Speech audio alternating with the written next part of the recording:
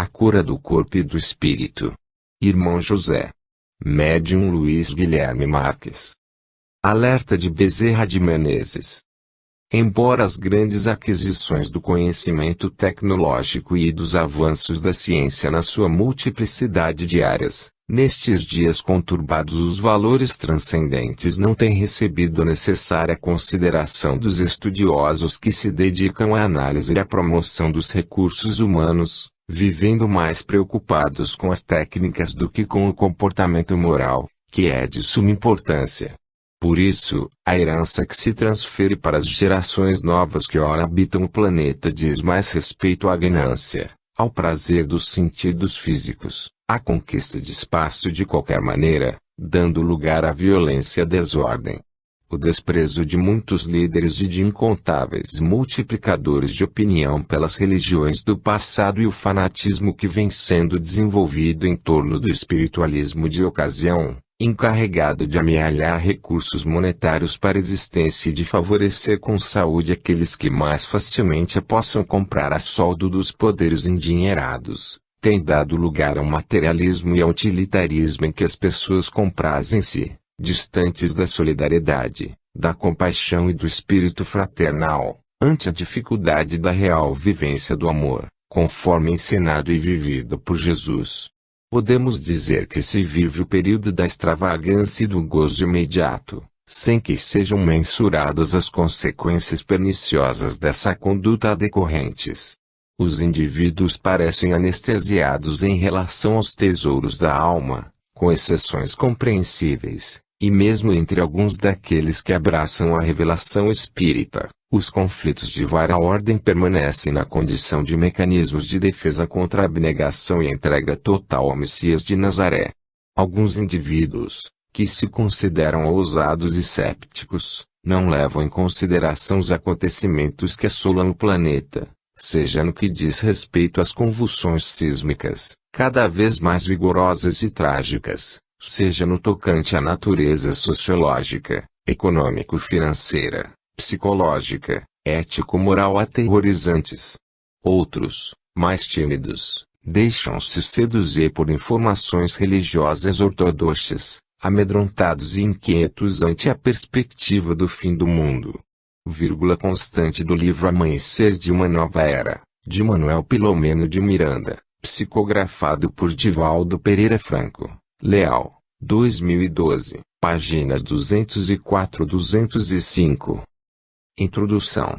Se Descartes, 1596 a 1650, partiu da premissa do penso, logo existo para deduzir diversas certezas, úteis à evolução da filosofia, o ser humano do século XXI deve tomar como ponto de partida para sua reflexão acerca de si próprio um dado muito mais avançado, já demonstrado pela ciência e filosofia do século XIX, através do Espiritismo, que é a certeza de que é um espírito, naturalmente criado por Deus, pois o nada e o acaso não criariam, na condição de um ser de uma simplicidade desconcertante, inimaginável para nossa atual compreensão, ou seja, mais simples que um átomo, o qual, na verdade, é um micro-universo, formado de energia viva, pois tudo é vida, uma vez que Deus não criaria não-vida. Quando os espíritos superiores, na época de Allan Kardec, apresentaram a tripartição, espírito, matéria e fluido cósmico universal, assim o fizeram para fins apenas didáticos, sem considerarmos a progressividade da doutrina espírita, que nunca estagnará, mas sim trará aos encarnados novas revelações, tal como se pode ver nas obras de André Luiz, psicografadas por Francisco Cândido Xavier, e de Jesus, psicografadas por Pietro Baldi, principalmente, quanto a este último, em a grande síntese. Também pode concluir que Deus não criaria seres estacionários, mas sim destinados à evolução, até alcançarem a perfeição relativa, que, na verdade, não tem um termo final. Esses seres passariam da mínima à máxima complexidade, ou seja, percorreriam os vários reinos da natureza, algum dia alcançando o patamar de Jesus Cristo e mais ainda, tanto que ele afirmou: vós sois deuses, vós podeis fazer o que eu faço e muito mais ainda. Na fase humana, os seres já conseguem algumas alternativas de como curarem seus próprios males físicos e psíquicos e os dos outros seres. Tratam-se, respectivamente, da autocura e da loucura. A medicina, a psicologia, a fisioterapia, a educação física, a nutrição, a terapia ocupacional e outras ciências trabalham em função disso. A doutrina espírita igualmente adota uma série de técnicas com essa finalidade. Neste breve estudo pretendemos informar os prezados leitores sobre alguns itens das terapias mais simples e acessíveis a leigos. Pedimos as bênçãos de Deus, nosso Pai, e Jesus, nosso Divino Pastor, em favor do nosso projeto e do aprendizado dos prezados leitores. 1. Vida saudável. A noção do que seja uma vida saudável varia de acordo com o nível intelecto-moral de cada encarnado. Isso é evidente. Comecemos por tomar como referência o tempo de vida que os programadores de encarnações estabelecem para cada um. Assim é que cada espírito tem o prazo suficiente para o cumprimento de uma etapa evolutiva, seja uma expiação, prova ou missão. Jesus teve um período de 33 anos e cada um tem o seu. Isso, naturalmente, não significa que o prazo não venha a ser estendido ou encurtado, visando o maior proveito possível. Comparemos a situação à de alguém que tivesse a incumbência de compor uma peça musical, pintar um quadro ou escrever um texto. O tempo de duração da música, as dimensões da tela e o número de linhas ou páginas da obra literária são fixados pelos espíritos superiores. Na realidade da Terra, a maioria não tem talento suficiente para idealizar uma sequência de notas musicais que preencha o tempo de alguns poucos minutos com uma melodia do nível da Ave Maria de baixo honor, nem criar um retrato perfeito como a Mona Lisa num retângulo de menos de 1 metro quadrado ou compor um soneto como Augusto dos Anjos. A vida de cada encarnado pode ser um poema maravilhoso, uma sinfonia arrebatadora ou uma obra pictórica encantadora, como, ao contrário, pode traduzir-se, respectivamente, num conjunto ilógico de palavras soltas, numa cacofonia total ou em um borrão escuro. Isso quanto ao tempo e a forma como cada um utiliza as oportunidades que a encarnação fornece, na sequência dos minutos, dos dias e dos anos. Também se deve pensar que somente se alcançam bons resultados quando, continuando nas comparações, o poema é composto por uma multiplicidade de artistas e não por um poeta isolado. O concerto é elaborado e executado por uma multidão de músicos, formando uma orquestra, e o quadro recebe as pinceladas de pelo menos um mestre e muitos auxiliares. Não há como se justificar o isolacionismo. Essa é a tônica de qualquer realização humana, e assim também da vida saudável, a qual, para se realizar, deve contar com uma multidão de coparticipantes. Quem pensa em vida saudável olhando para o próprio umbigo está muito distante do modelo ideal, que é Jesus, o qual integrou-se na vida de todos os que aceitaram sua influenciação benéfica. Viver de forma saudável requer, em primeiro lugar, a noção da interdependência dos seres, de que falaremos neste livro, a cada passo. Vejamos alguns exemplos de pessoas que viveram saudavelmente. Elenqueler, mesmo sem os recursos da visão e da audição. Chico Xavier, apesar de sua dependência de uma multiplicidade de medicamentos, e assim por diante. A saúde que conta é do espírito, apesar do corpo poder apresentar limitações, pois, comparando-se, o computador é mera ferramenta, comandada pelo digitador.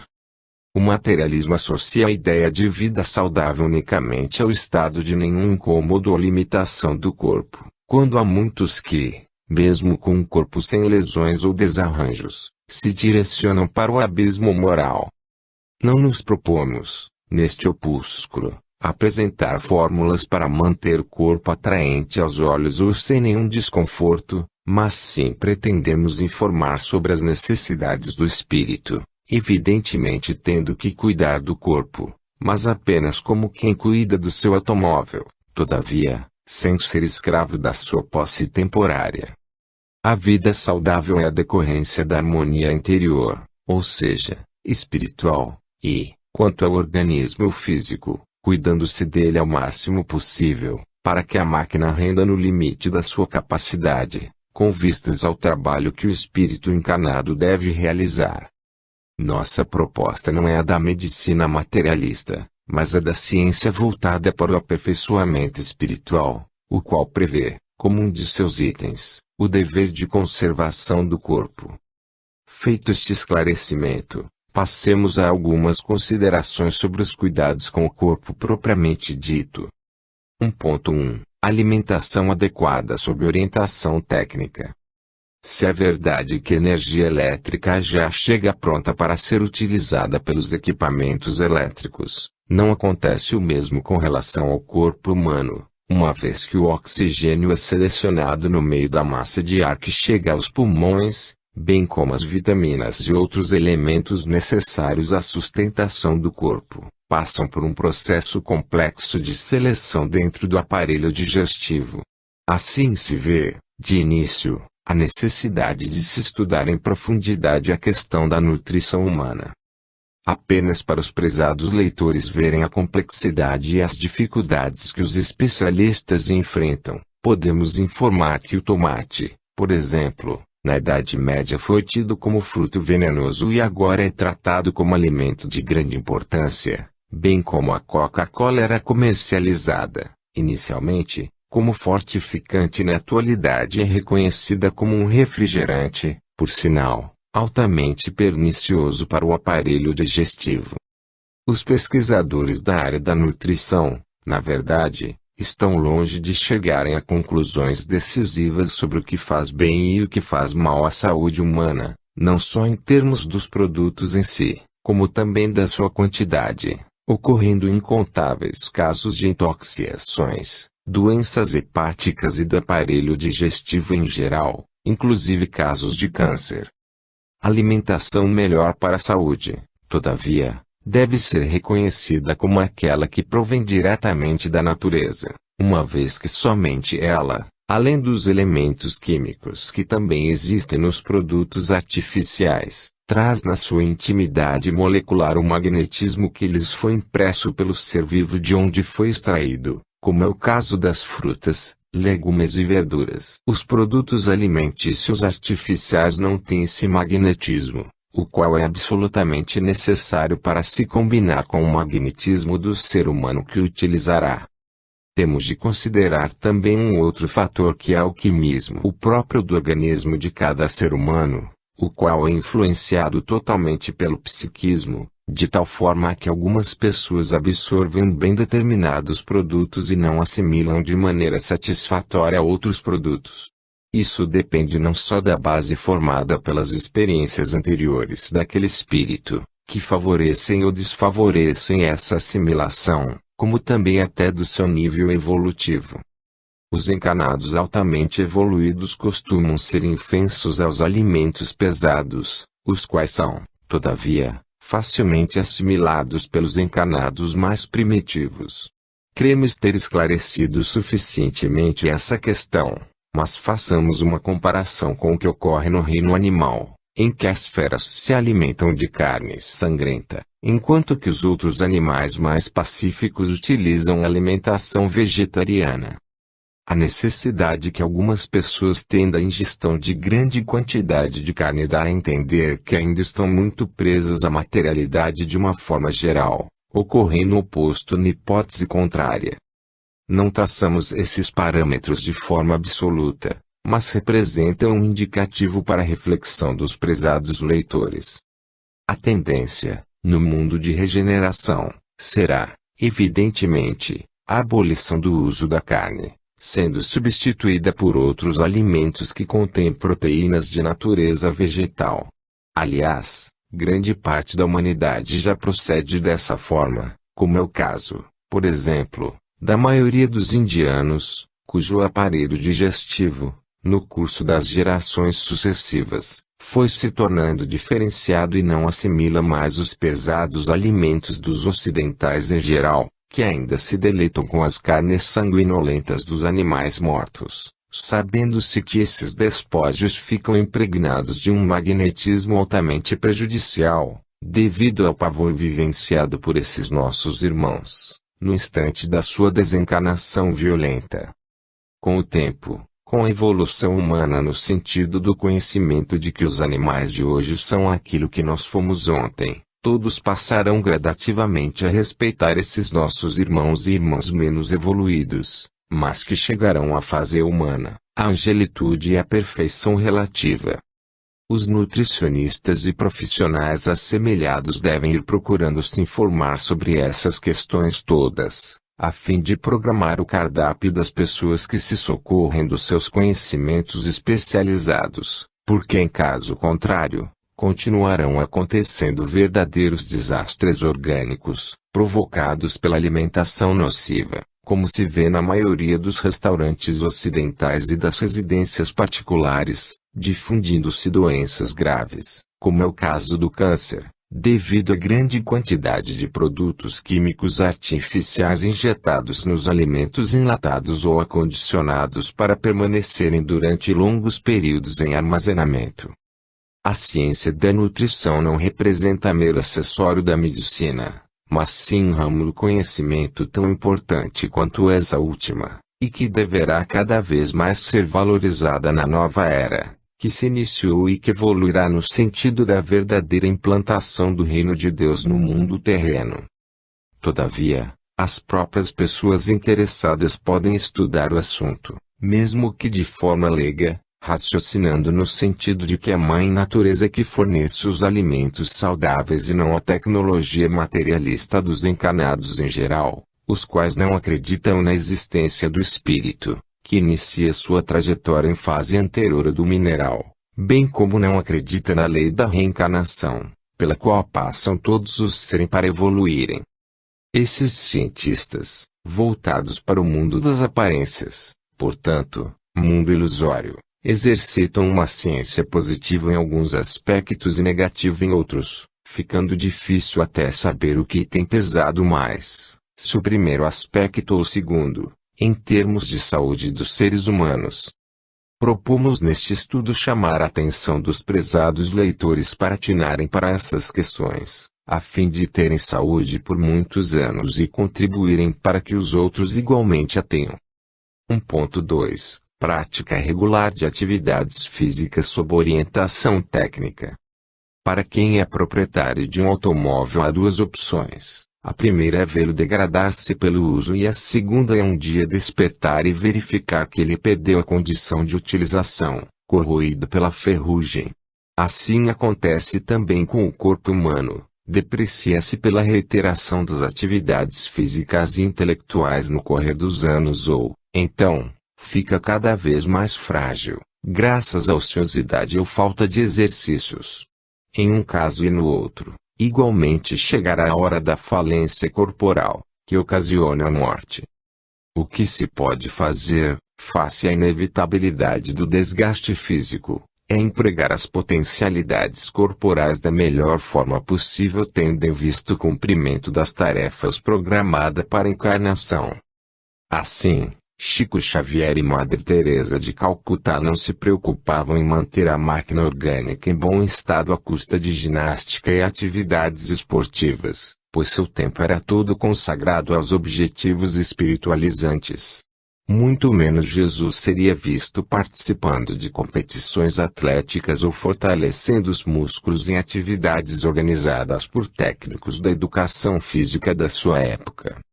Porém, a maioria da humanidade, composta por seres encarnados que não alcançaram esse patamar evolutivo, podem empregar uma parte do seu tempo em atividades conservadoras dos músculos e demais implementos físicos através de exercícios corporais adequados, fazendo com que advenha uma série de benefícios, como a superação do estresse, convívio sádio e alegre com parceiros de esportes ou ginástica, além do fortalecimento geral do corpo. O grande problema é conhecer o limite a partir do qual as atividades deixam de ser um benefício e passam a representar um excesso, o qual gera o desgaste prematuro, A medida certa é diferente para cada pessoa, e, por isso, as atividades devem ser programadas de forma personalizada. Generalizar é correr o risco de sobrecarregar uns e não atingir o resultado ideal para outros. Os profissionais da educação física devem ser dotados de uma sensibilidade especial que lhes possibilite calcular o que é benéfico para cada pessoa individualmente. Assim também as próprias pessoas devem observar os sinais do corpo, os quais apontam a tênue linha divisória entre o razoável e o excesso. Quantas pessoas se vitimam nas atividades esportivas ou atléticas? Quantos, por outro lado, se degradam fisicamente de forma prematura, por causa do sedentarismo? Essas atividades conduzem, geralmente, à melhor aparência física. Todavia, mais importante que ela está no gozo de boa saúde. Ser belo é menos valioso para o espírito do que ser saudável, porque uma máquina orgânica em boas condições lhe dá forças para o trabalho, sendo inútil a perfeição das formas. Cada um deve refletir sobre esses pontos, a fim de proceder da forma mais conveniente para bem cumprir suas metas espirituais, seja em um corpo saudável, seja em um organismo doente. Isso é o que realmente importa. 1.3 Religiosidade. Existem muitas formas de religiosidade, quando essa palavra é tomada em sentido amplo, inclusive aquela em que as criaturas valorizam apenas a Deus e não também as demais criaturas ou até a si próprias. Quando Jesus resumiu a religiosidade ao amor, a Deus, ao próximo e a si mesmo, englobou 3 formas de estima, que encaminham os seres humanos para a perfeição relativa, pois se completam e são realmente imprescindíveis para formar um espírito puro, por exemplo, da envergadura intelecto-moral de Jesus. Aqueles que amam apenas a Deus acabam desprezando seus semelhantes, ou sejam, as demais criaturas de Deus, desde as iniciantes na escalada evolutiva. Os que amam apenas a si próprios acabam se tornando orgulhosos, egoístas e vaidosos, porque concentram demais suas energias psíquicas na sua própria intimidade espiritual e se perdem. Os que amam apenas os semelhantes assemelham-se a trabalhadores desarvorados, colecionadores de boas obras, mas tendentes à compulsividade no bem sem fé. Não importa o credo adotado, contanto que as pessoas realizam, na sua vida, a tríade do amor.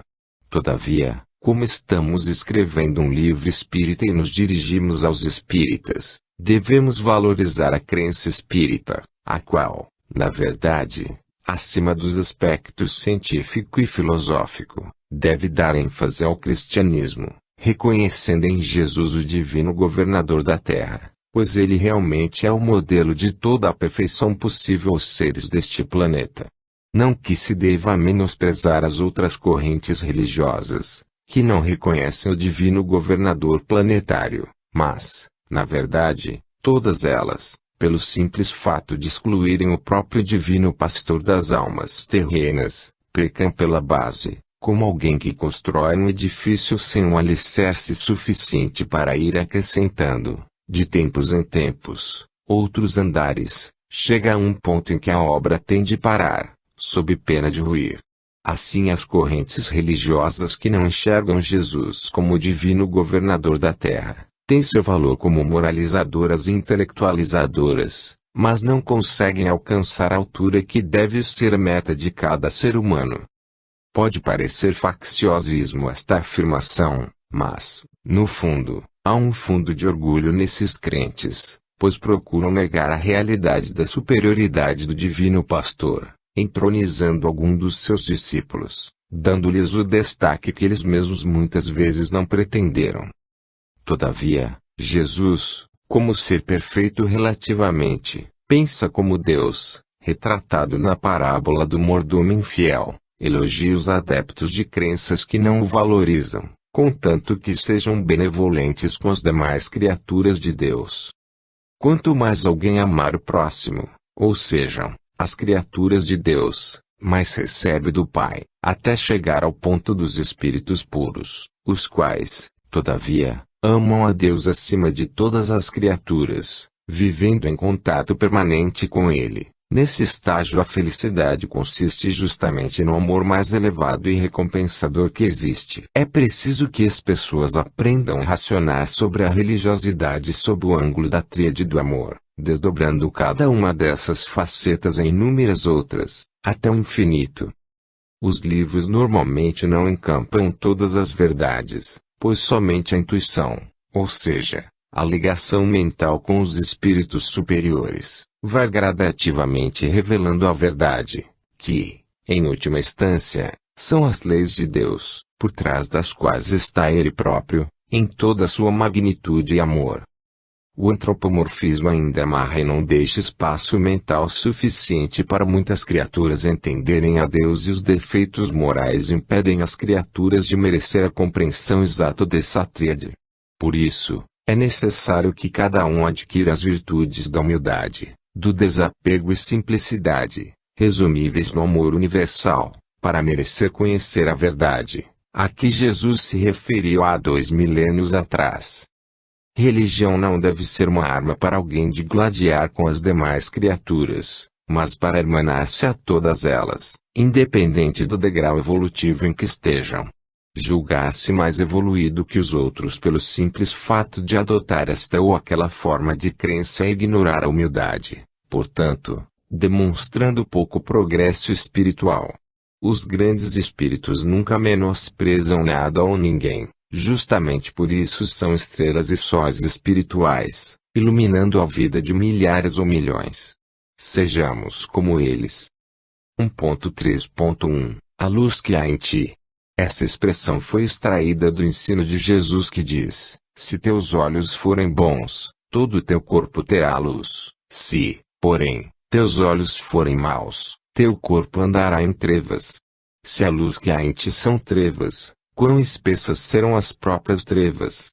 Com isso o divino pastor estava mostrando que dentro de cada espírito em evolução há luz e trevas, ou seja, um caminho percorrido e um trecho imenso a percorrer, ou, em outras palavras, virtudes e defeitos, ou, mais ainda, conhecimentos e ignorância. Somente os espíritos puros são totalmente luz, sendo que o único espírito dessa categoria que passou pela Terra é o seu próprio divino governador. As conquistas que cada ser já conquistou devem ser valorizadas, pois o mais primitivo e desviado do bem já vivenciou pelo menos 1,5 bilhão de anos para alcançar o patamar onde se encontra. Resta-lhe percorrer o restante do caminho, que direciona para o infinito, que é Deus. Há muita luz em cada ser humano e essa luz deve ser considerada não só pelos próprios homens e mulheres em relação a si próprios, como umas criaturas em relação às outras. Por isso não se justifica nenhum pessimismo, uma vez que há muito que se comemorar por esse caminho percorrido, sendo que, quanto ao trajeto pela frente, vale aqui a grande lição da sabedoria oriental de que o melhor da trajetória é a própria trajetória. Cada passo dado adiante é uma conquista valiosa, cada queda é uma experiência, cada contato com os demais seres da criação é uma troca de energia, que se deve pretender ser sempre positiva e assim por diante.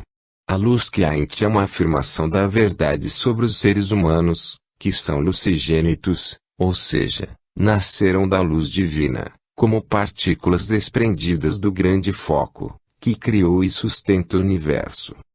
Assim pensando, cada um deve procurar ver em si próprio suas virtudes já adquiridas e o mesmo fazer em relação aos demais irmãos e irmãs em humanidade. Nada de focalizar maliciosamente os desvios e dificuldades alheios, pois as trevas de cada um serão luz talvez em menos tempo do que se possa imaginar. Não aconteceu assim com Paulo de Tarso, Zaqueu e Madalena. Somos todos deuses em potencial, como disse Jesus, façamos brilhar nossa luz, tornando-nos melhores hoje do que fomos há 1 minuto atrás. Enxerguemos a nós mesmos, aos outros seres e ao mundo todo com olhos bons, que nossa saúde espiritual será perfeita, mesmo que o corpo esteja lesionado, pois os paralíticos terão seus movimentos recuperados um dia, os cegos enxergarão a luz e os surdos ouvirão, assim devendo suceder porque não temos uma só encarnação, mas eternidade pela frente. Pensemos na saúde em termos da imensidão do tempo e não estritamente em dias, meses ou anos, porque, como disse Mãe Santíssima Chico Xavier, isso também passa. 1.4 Contato sádio com seres humanos, animais, vegetais e minerais.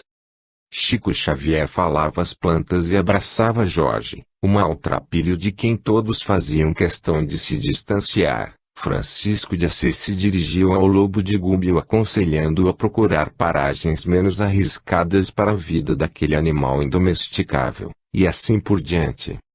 A interação dos seres humanos com todos os demais seres da natureza é imprescindível para a saúde, uma vez que, como afirma Joana de Ângeles, o ser humano se alimenta de amor. Essa lição vale em relação aos demais seres, bastando ver como se desenvolvem os vegetais e como crescem felizes os animais acarinhados e amados verdadeiramente. A troca de energia psíquica positiva é imprescindível para espantar-se a solidão, esta que existe sempre que não há amor, mesmo quando alguém esteja rodeado por seus entes queridos, mas circunscreve sua afetividade apenas a poucas pessoas, uma vez que os seres foram programados por Deus para o amor universal. A interdependência dos seres é uma regra universal, que deve ser reconhecida pelas pessoas, as quais devem agir de acordo com ela, aperfeiçoando sua forma de viver. Todos os órgãos do corpo físico necessitam de energia balsamizante e impulsionadora proveniente dos demais seres. Para este tópico basta o que aqui comentamos, que deve somar-se ao que já foi ou será dito em outros tópicos deste opúsculo. 1.4.1 Sexualidade harmonizada. A mulher a quem Jesus livrou do apedrejamento e a quem recomendou, vai e não peques mais, era um espírito evoluído, tanto que se tornou uma propagadora da Boa Nova, conforme narra Amélia Rodrigues através da psicografia de Divaldo Pereira Franco. Sutilmente deu o mesmo conselho à samaritana a quem pediu que lhe desse água. Pode parecer, à primeira vista, que a recomendação seja atinente apenas à sexualidade e, ainda mais, à feminina. Todavia, quando afirmou, quem estiver sem pecado atire a primeira pedra, dirigiu-se a homens e não teria querido se referir apenas à sexualidade, mas a todos os tipos de atentado contra a própria consciência. Sabendo-se que os espíritos encarnam, desde o início da polaridade masculino-feminina, no reino vegetal, como integrantes de uma e de outra, a fim de assimilarem os conhecimentos e as virtudes predominantes numa e noutra, a questão da sexualidade não pode ser tratada com machismo ou feminismo, mas com absoluta igualdade. Assim, a moralidade deve ser a mesma para ambos os gêneros. O que provoca os muitos desacertos entre homens e mulheres, inclusive na vida conjugal, é o egoísmo, que ainda caracteriza a maioria dos espíritos encarnados na Terra, sendo que cada um costuma procurar atender aos próprios interesses nem sempre nobres, com descaso pelo outro. Assim, é difícil verem-se casais realmente harmônicos, sendo que a maioria vive de aparências, quando não são declaradamente adversários um do outro. Enquanto não houver verdadeira valorização do parceiro ou parceira, de acordo com o caso, a desarmonia alcançará as manifestações da sexualidade, gerando até sérios problemas de saúde. A lei da interdependência dos seres se aplica igualmente neste caso, e todo aquele ou toda aquela que se isola do contato com o sexo oposto ou menospreza a dignidade do outro, em ambos os casos por egoísmo, sofre os resultados esclarecedores da lei de causa e efeito. É necessária a harmonização da sexualidade para uma pessoa ter verdadeira saúde. O referencial é a própria consciência de cada um, a qual é a balizadora que distingue o bem do mal para cada nível evolutivo. 1.5 Trabalhos intelectuais. Define-se trabalho como qualquer atividade útil, sendo que tudo que os seres humanos realizam o são por obra da sua inteligência. Todavia, queremos ressaltar aqui as atividades mais complexas da inteligência, as quais exigem maior qualidade e persistência. Quanto mais um espírito se dedica a um tipo de atividade, maior facilidade adquire para qualificar-se como excelente naquela área. Assim, é importante que cada um procure se desenvolver o melhor que puder em uma especialidade, seja profissionalmente, seja para seu próprio desenvolvimento como ser humano. É de se ressaltar, todavia, que as grandes vantagens se direcionam em favor de quem se aperfeiçoa com finalidades construtivas, visando o bem, pois sempre a lei de causa e efeito cobrará do espírito segundo o resultado das suas obras. Intelectualizar-se é necessário, porém, observado o lado ético e idealista desse aperfeiçoamento, pois há muitas pessoas que se desenvolvem até os níveis da genialidade simplesmente para oferirem maiores benefícios exclusivamente em proveito de si mesmos. Assim, prefere-se uma pessoa menos intelectualizada, mas que aplica seu potencial em benefício da humanidade a outra, que raia pela genialidade, todavia vive em função do egoísmo. No entanto, pretendemos abordar aqui a necessidade do exercício da inteligência como forma de manter-se o cérebro saudável, uma vez que a preguiça mental provoca uma série de malefícios. Veja-se, por exemplo, um Divaldo Pereira Franco proferindo palestras brilhantes apesar de octogenário. Com a chegada da idade mais avançada é natural que o ritmo dos trabalhos intelectuais decresça, mas nunca se deve abandonar esse tipo de exercício, que só traz benefícios. Atualmente, com a propagação da informática, muitas pessoas praticamente abandonaram os livros, preferindo a linguagem gráfica dos programas de computador. Todavia, a leitura, por se tratar de uma atividade mais difícil, exercita melhor o cérebro na decodificação das palavras e frases, tanto quanto se faz necessário saber os fatos de cor ao invés de recorrer-se a cada passo à calculadora. Se assim não fosse, as pessoas deveriam deixar de fazer ginástica e outras atividades físicas, o que ocasionaria atrofia muscular generalizada. Pois bem, o cérebro também precisa de exercício, a fim de manter-se em bom estado de funcionamento. A leitura de livros representa um esforço muito grande para a máquina cerebral, mas, por outro lado, funciona como a corrida de vários quilômetros por dia. Sem sacrifício não há evolução e o intelecto necessita ser mobilizado para o espírito evoluir. Aconselhamos a leitura, a conversação sadia, o aprendizado de assuntos novos, os esforços que conservem a memória em dia e aqueles que trabalhem a criatividade. Em suma, tudo que mantém o cérebro ativo é bom para uma vida saudável. 1.6 Meditação, mentalização e oração. Jesus afirmou: nem só de pão vive o homem. O que está além do pão, aqui representando os interesses materiais. Cada pessoa responderá a esta indagação de forma diferente, de acordo com seu nível evolutivo, variando dos homens e mulheres mais terra a terra aos mais evoluídos, que vivem praticamente em função do amor universal.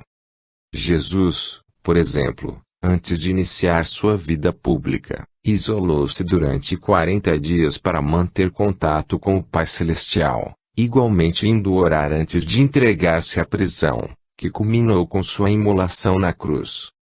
É importante que cada pessoa disposta a espiritualizar-se procure momentos de meditação, mentalização e oração, pois, nessas oportunidades, sem necessidade de isolamento, afine-se a sintonia com os espíritos superiores, que farão jorrar benefícios físicos e morais em favor dos encarnados. Meditar é refletir amorosamente sobre as questões da vida. Mentalizar é idealizar, carreando fluidos em favor próprio ou de outrem. Orar é dirigir-se a Deus ou aos espíritos superiores, dentre os quais Jesus, com uma série de finalidades, inclusive agradecer, que é coisa que poucos fazem, pois se habituaram apenas a pedir. Voar em direção às esferas superiores pelo pensamento alivia todos os eventuais sofrimentos e dificuldades, sendo conveniente que esse exercício seja feito diariamente e não apenas quando as agruras da vida sitiam o coração de cada homem ou mulher. Aprender a desligar a atenção das coisas terrenas é uma das mais importantes conquistas que um ser humano encarnado pode conseguir, alterando, assim, a própria estrutura cerebral e nervosa para melhor, como uma antena de rádio de alta qualidade faz a diferença. O pensamento representa a verdadeira força do espírito e deve ser aprimorado, potencializado, tornado mais poderoso. Todavia, por trás dessa força está sua qualidade ético-moral, ou seja, a presença das virtudes. O pensamento mal direcionado representa uma força cega, tal como a torrente descontrolada das trombas d'água, que destrói o que encontra no caminho. Todavia, o pensamento encharcado de virtudes se transforma em fonte de cura, de paz, de felicidade, de todo o bem em favor próprio e dos outros. Todos deveriam exercitar a meditação, mentalização e oração como atividades rotineiras. Os amigos espirituais sempre aproveitam esses momentos para se comunicar explicitamente com seus pupilos encarnados, beneficiando-os na sua saúde e no seu trabalho material e espiritual. 1.7. Não guerrear os pensamentos negativos. Os pensamentos negativos surgem do condicionamento no mal, impregnando os tecidos perispirituais e tendem a repetir-se, de acordo com a lei da inércia, ou seja, da continuidade, até que algo mude essa realidade. No caso, esse algo é o desejo firme de dedicar-se ao bem. Não se deve guerrear os pensamentos negativos, como se fosse uma batalha, mas sim diluí-los pela vontade sincera de viver de acordo com o bem. Afinal, o mal é apenas a viciação na ignorância do bem, mas o mal não tem vida própria e se desfaz pela presença do bem. Deus, que é o infinito bem, não criaria o mal como entidade concreta, mas sim ele existe apenas como deficiência provisória das criaturas mais primitivas na autossustentação no caminho do progresso, que aponta para a perfeição. Divaldo Pereira Franco aconselha que quando vier à mente um pensamento negativo, deve-se substituí-lo por outro, positivo. Tudo isso deve ser feito com serenidade, procurando-se apoio espiritual através da meditação, mentalização e oração, sem contar a ajuda de amigos e conselheiros sinceros e bem-intencionados. 1.8. Bom humor. Como sempre, tomaremos Jesus como modelo. Também no tópico que ora abordamos ele é o melhor referencial. Se não, vejamos. Jesus fez questão de atender ao convite para comparecer ao casamento que se realizaria em Caná, levando consigo os discípulos de então, a fim de ensinar-lhes que é importante participar da felicidade alheia. Quem imagina um Jesus taciturno, sisudo, que não sorrisse, está totalmente equivocado, bastando conferir, com olhos de ver, os relatos evangélicos. Verifiquemos no seguinte excerto, extraído do Evangelho de João. 3 dias depois, celebravam-se bodas em Caná da Galileia, e achava-se ali a mãe de Jesus. Também foram convidados Jesus e os seus discípulos. Cerremos os olhos, relaxemos o corpo e procuremos imaginar a celebração das bodas, estando presente o divino governador planetário, com sua luz irradiante, sua bondade e carinho ilimitados. Pensemos como maravilhosa deve ter sido aquela festividade. Mas não paremos por aí. Compulsando o livro Jesus no Lar, de Neio Lúcio, psicografado por Francisco Cândido Xavier, encontramos várias referências à alegria espontânea do divino governador. Logo nos 3 primeiros relatos verificamos a disposição de sorrir do divino pastor das nossas almas, quando grifamos a expressão sorriu nas lições 1 e 3 e a palavra sorrindo na 2. 1. O culto cristão no lar. Povoara-se o firmamento de estrelas, dentro da noite prateada de luar, quando o Senhor, instalado provisoriamente em casa de Pedro, tomou os sagrados escritos e, como se quisesse imprimir novo rumo à conversação que se fizer improdutiva e menos edificante, falou com bondade: Simão, que faz o pescador quando se dirige para o mercado com os frutos de cada dia? O apóstolo pensou alguns momentos e respondeu, hesitante: Mestre, naturalmente, escolhemos os peixes melhores. Ninguém compra os resíduos da pesca. Jesus sorriu e perguntou, de novo, e o oleiro? Que faz para atender a tarefa o que se propõe? Certamente, Senhor, redarguiu o pescador, intrigado modelo barro, imprimindo-lhe a forma que deseja. O amigo celeste, de olhar compassivo e fulgurante, insistiu, e como procede o carpinteiro para alcançar o trabalho que pretende? O interlocutor, muito simples, informou sem vacilar, lavrará a madeira, usará a enxó e o serrote, o martelo e o formão. De outro modo, não aperfeiçoará a peça bruta. Calou-se Jesus, por alguns instantes, e aduziu, assim, também, é o lar diante do mundo. O berço doméstico é a primeira escola e o primeiro templo da alma. A casa do homem é a legítima exportadora de caracteres para a vida comum. Se o negociante seleciona a mercadoria, se o marceneiro não consegue fazer um barco sem afeiçoar a madeira aos seus propósitos, como esperar uma comunidade segura e tranquila sem que o lar se aperfeiçoe?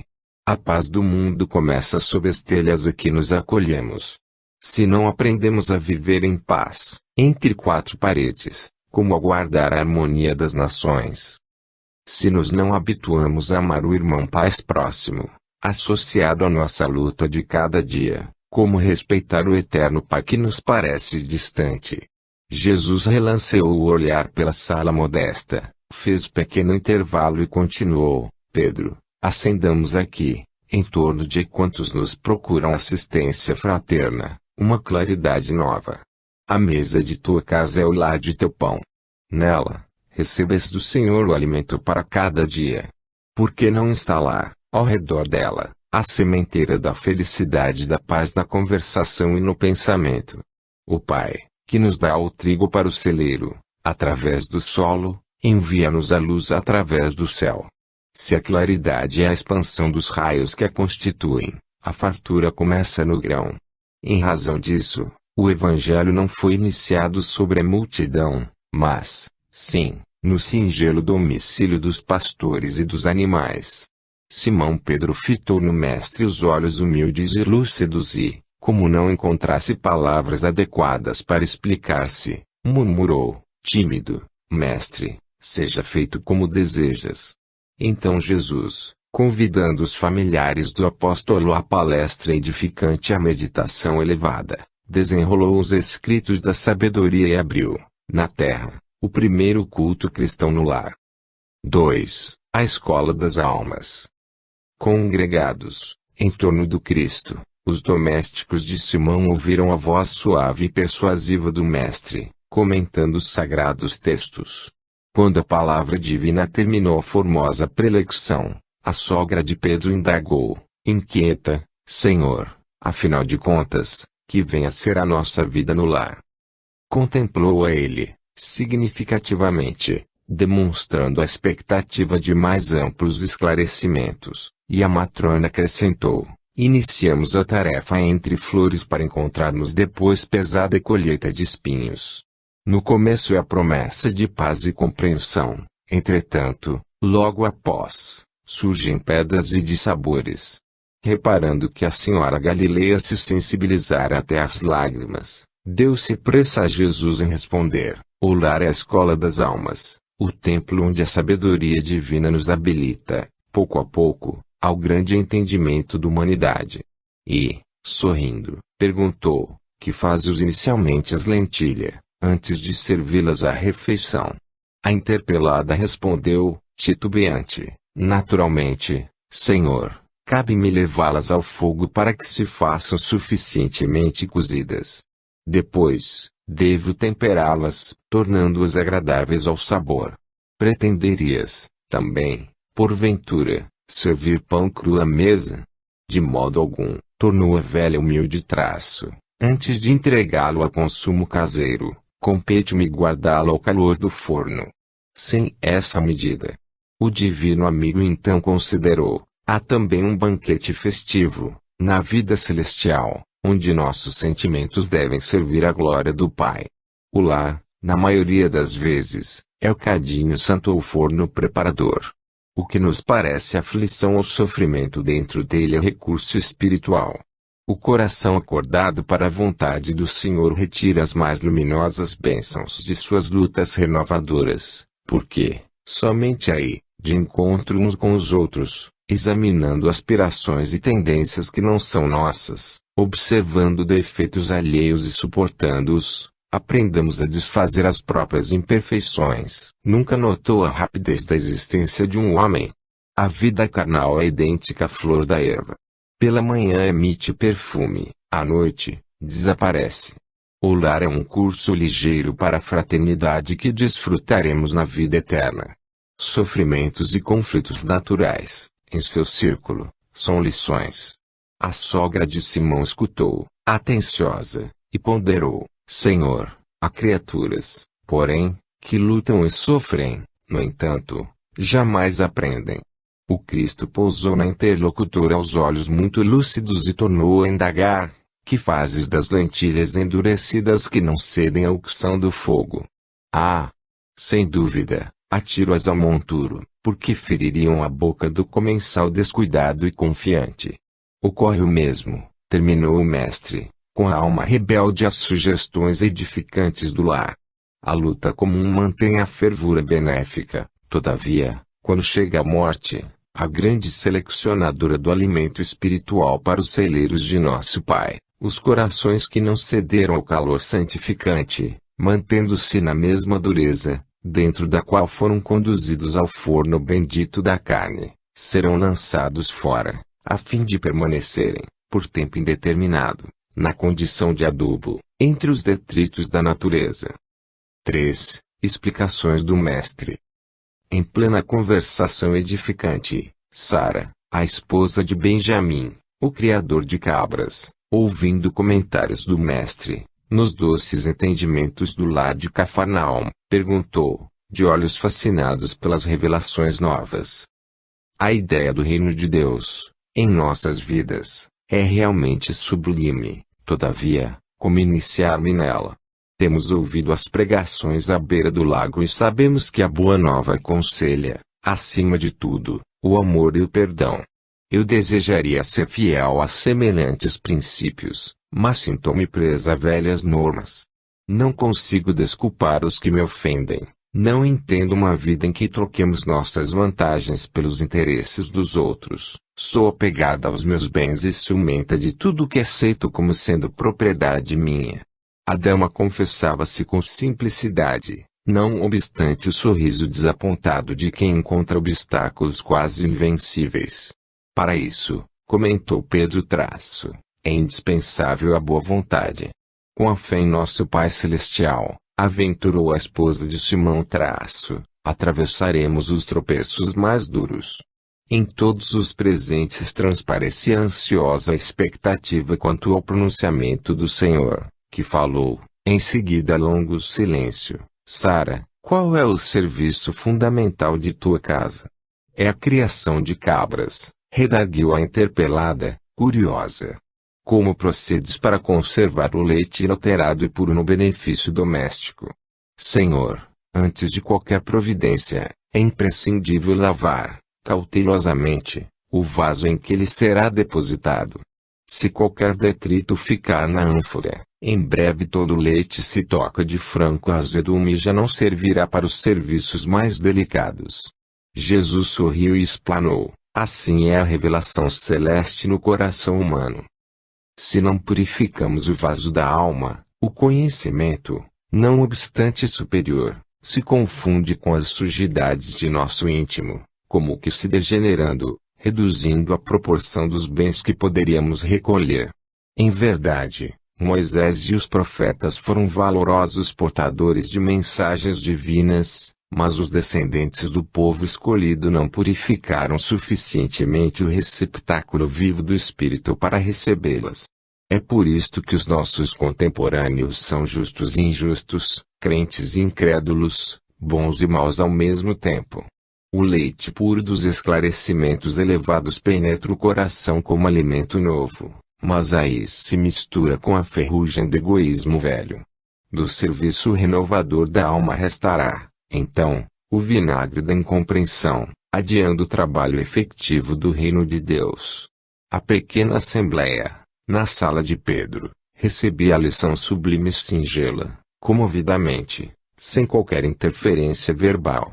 O mestre, porém, levantando-se com discrição e humildade, afagoou os cabelos da senhora que o interpelara e concluiu, generoso: o orvalho num lírio alvo é diamante celeste, mas, na poeira da estrada, é gota lamacenta. Não te esqueças desta verdade simples e clara da natureza. 2. Doenças do corpo e do psiquismo. A alternância da saúde e das doenças é característica dos seres humanos não evoluídos, pois eles próprios se vitimam com sua incúria atual. Não bastassem os feitos negativos do passado, que lhes carregam sofrimentos físicos e morais. Tomando sempre Jesus como modelo máximo, vemos que nunca adoeceu, pois vibrava mentalmente sempre numa faixa positiva, enquanto que a maioria dos seres terrenos procede de forma contrária, ou seja, sintonizados na horizontalidade, quando não enveredam, vez por outra, nas vibrações mentais literalmente maléficas.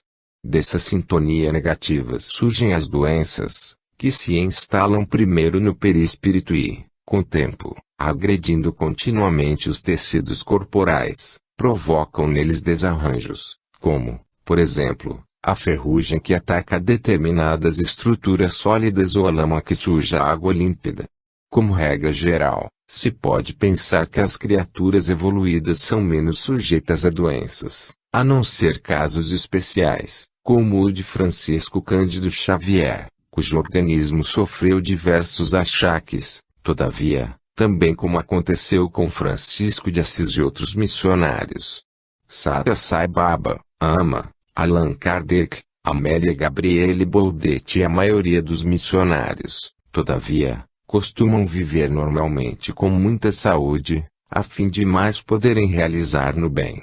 Tudo isso é muito relativo, porque o que prevalece é a questão da utilidade para o trabalho no bem. Se compensa o sofrimento físico, eles encarnam num corpo frágil e vice-versa, pois seu objetivo é servir e não veranear no mundo terreno. Os seres primitivos eticamente é que pretendem ter saúde, mas simplesmente para desperdiçá-la sem proveito para a própria evolução e a dos outros. Portanto, aprendamos a ter a saúde física e psíquica como benesse para ser útil e não para a ociosidade ou os descaminhos, bem como enxerguemos nas doenças outros tipos de benesses evolutivas, dando sempre graças a Deus. 2.1 Causas das doenças. Como já dissemos acima, as causas das doenças são múltiplas, todavia, acrescentando o que agora diremos, sempre dependentes da vontade de Deus, que pretende sempre o progresso intelectual e moral de suas criaturas. É importante cada um procurar identificar as causas de seus males físicos e morais e tentar curar-se quando seja possível, adaptar-se às limitações, nos casos em que seja inevitável continuar a sofrer para evoluir. Não nos propusemos, com este livro, nem incentivar a rebeldia se a cura não advém, nem, por outro lado, induzir acomodação quando se deva pretender sarar. Cada caso é um caso. Relacionar todas as causas das doenças é impossível, dada a diversidade das necessidades evolutivas, sendo que, por isso, cada um é que deve procurar identificar onde está o fator determinante das suas mazelas físicas ou morais. O otimismo é imprescindível, considerando-se que tudo é passageiro e que o corpo é apenas uma ferramenta tomada de empréstimo para uma estadia no mundo terreno e apenas isso. O importante é trabalhar e sempre, mesmo que a única forma seja através das irradiações mentais, pois toda atividade no bem representa trabalho e redunda em benefícios sobretudo para quem o adota como forma de conduta ideal de vida. 2.1.1 Karma. A lei de causa e efeito age automaticamente, como ensina Jesus em A Grande Síntese, mas comporta tantas variantes que fica impossível dizer, a priori, o que acontecerá com determinada pessoa, depois de ter agido de forma contrária ao bem. Ninguém precisa vingar-se de outrem para que o infrator seja alcançado pela justiça divina, pois a lei de Deus está escrita na consciência de cada criatura, segundo informado taxativamente em O Livro dos Espíritos. Assim, a própria criatura